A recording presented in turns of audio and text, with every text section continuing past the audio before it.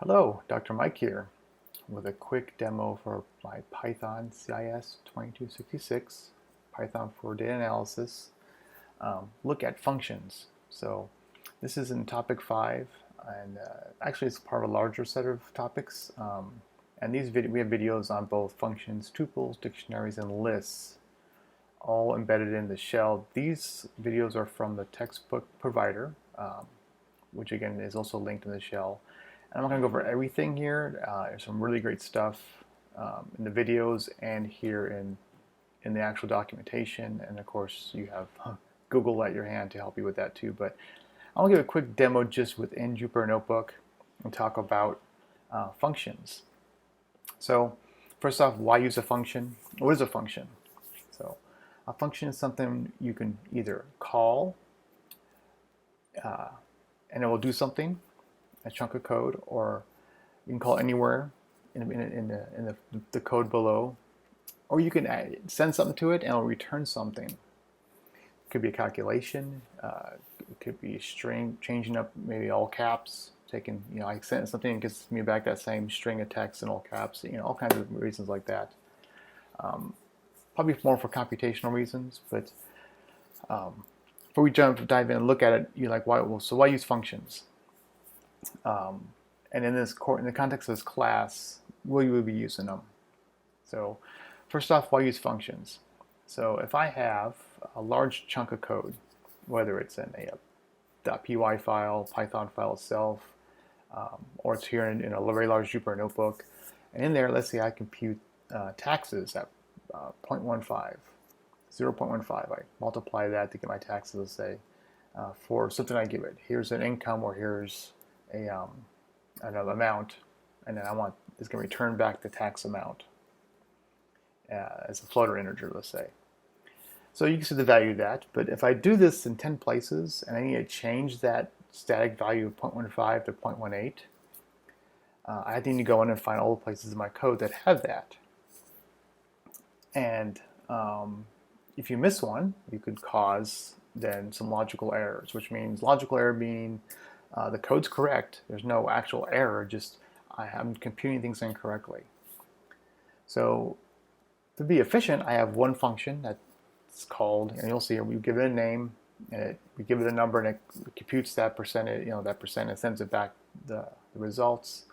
And now I can change it one place. So I change it one place, and anytime I call that function out, it has the correct settings, or the correct configuration, or the correct variables.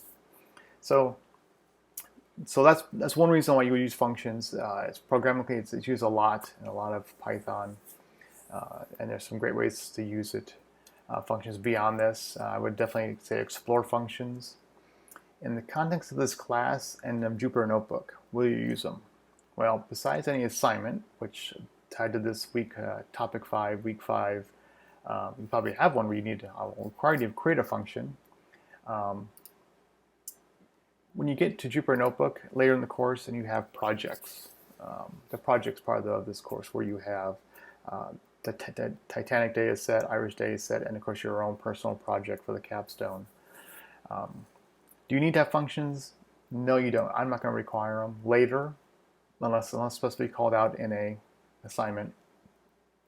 Because of the nature of Jupyter Notebook, you write a chunk of code and you run it. So it could be maybe I do my imports, and second I create any initial variables. Then maybe I import a file and I parse it, and then I go through and I create some. I go through this notebook and I create. Then maybe I do some parsing, I do some calculations, and then I create a plot at the end of it. Because I can go back and change these individual cells. The nature of Jupyter Notebook, you don't need to use functions. So again, I'm going to stipulate that by saying unless you're required in an assignment to create one, which for this week I believe you are. I'm not going to require to use them anywhere in the course. So, but be aware they are really functional. Yeah, I went there. There are a lot of reasons why you'll look at it using them. If you're going to get off of Jupyter Notebook and look at more in-depth Python programming, it is really one of the mainstays, function-based development there. So, all right. So on that, what is functions? So We've been using them already. The fact when we did like here, we did type for var. So it tells me it's an integer, right? This is a function. So we've been actually using functions already during this course. If I want to see the length of this name, so it's a string function. It's 6 characters. This len is a function. Even when we import something, it's like here I actually import. Let's run this here. Here I import random, and in random I call the random function. That's why you see this. You'll see this like library dot function. In this case, random dot random. Not a very creative name there. And you can see these functions by, again, if I do random dot tab, you can see all the functions I can call: sample, seed, triangular, all and so on. You can see these different functions I can call. So I call random.choices. Now I'm not going to get into what that is, but I'm going to show you how you can look for help on this. So again, now you note though, functions have, like this range function here, they have a open and close parentheses here. So if I'm calling something and I don't need to give it anything, it's empty. So we'll come back to that in a second here. I'll show you that when we create it. So we've been using functions already, just unknowingly.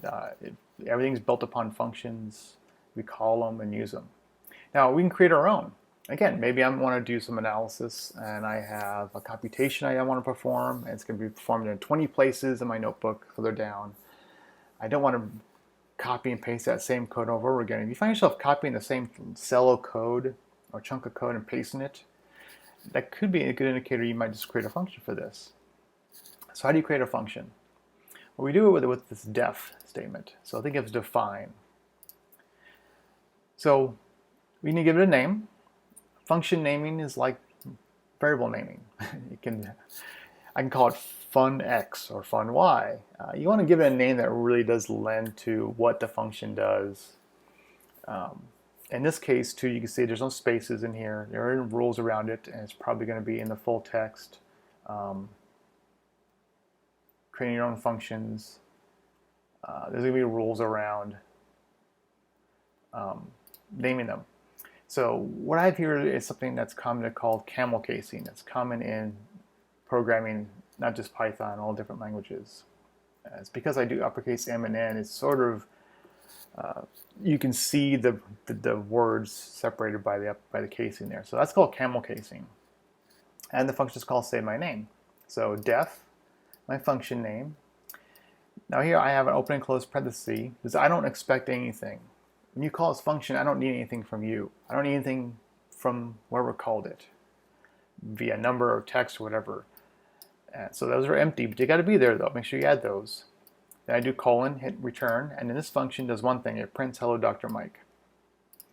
So if I run this, nothing happens, right? Well, when I ran it, this was put into memory. Now I can call it. In fact, I can call it by its name like this, say my name. Now, if you're not sure what it's called, I'll show you here. Say my, hit tab key, say my name. And now if I run it, it does what it was told. It prints hello Dr. Mike and it ends. So now of course you can do more than this. This is a pretty this wouldn't make sense in reality for a real function. You just print this wherever you want, but let's actually create a function that's more realistic. So let's say I want to create a function that does an exponent of 2. And in this case, I'm going to give it something. I'm going to pass it something. I'm going to call that something, whatever it's called, I'm going to call it A. This could be called foo, bar. This is just a name. This is a variable name in essence. A variable that's going to be called within my function. So, and then my function is going to do a return. It's going to give back something. So I'm going to return A to the exponent of 2. So again, if I run this function, I don't get anything. Now if I call it, I'm going to give it the exponent of 8. It's going to return 64. And then do 16, and so on. 56. So you can see now I create a function that's actually more functional, more realistic, I guess. Again, and this can be more than one thing. I could stack in here, take the A, divide it by something, and then maybe print print status out. Currently A is set to this, so you can actually do many things in your function, and we'll see you can build some pretty in-depth functions. At the end of it, I'm going to say return. So in my case, I did it all in one line. I could do this in advance. I can say expo result equals A to the expo 2, and I can return expo result. So this is what they call more Pythonic, to try to do everything in one line, so it's more cleaner.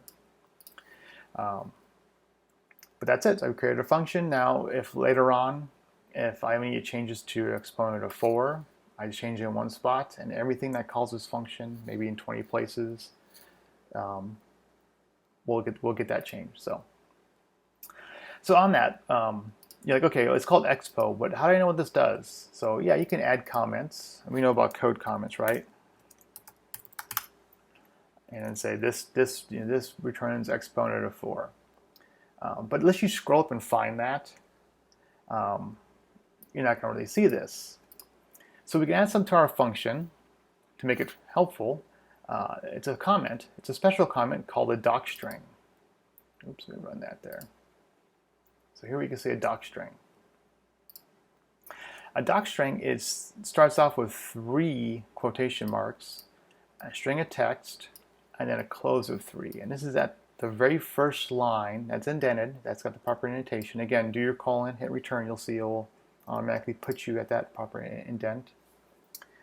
And there's documentation, especially in PEP 8, about docstrings, and there's all kinds of ways you can use docstrings. But I'll show you what it does. It creates a little help file. And of course, you can see we have our function here. So I took the function and copied it. All I did was add the string here. Now, how do we call this docstring? I'll call this one expo 2. So I'm going to run this here. I just put I put the name of the function, expo 2, and I put a question mark. Now if I run it, on the bottom of Jupyter Notebook, currently one of this version I'm showing you here, I get a docstring that says returns exponent of power of 2 of A. So, oh, okay, so, or power by passive. Again, this is your comment, so you want to make sure it makes sense. And this little help statement there. It's a function. It tells you where it's at, where it currently resides, and so on. So, in any case, that is a help. It's called docstring. It's help, and you can get this not just with functions you created. We're going to find this throughout the course. Let's example, I'm working with a string, str command. If I put that on there, I hit run. Look at this. I get a huge docstring, which actually is a paragraph. So these are, in essence, built-in help files. Now, not everything has them, but it's always worth trying. If anything, you'll get nothing back. It'll just say no doc. You'll just get an empty docstring or nothing. There's no. You can't hurt anything by at least asking. But at least I can say, well, I can go look up string stuff, of course, in documentation. I can look up string stuff on Google and the reference material, but also I can just look here within Jupyter Notebook. It creates a new string object for an object if encoding and blah blah blah blah blah blah.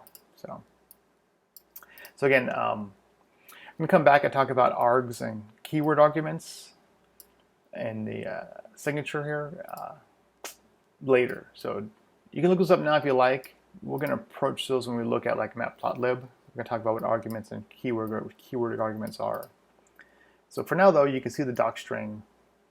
It tells me that it creates a string. So that's it. Pretty helpful way. That's functions. And I'll come back and we will start talking about next topic, tuples. Anyways, hope this is helpful. Thank you.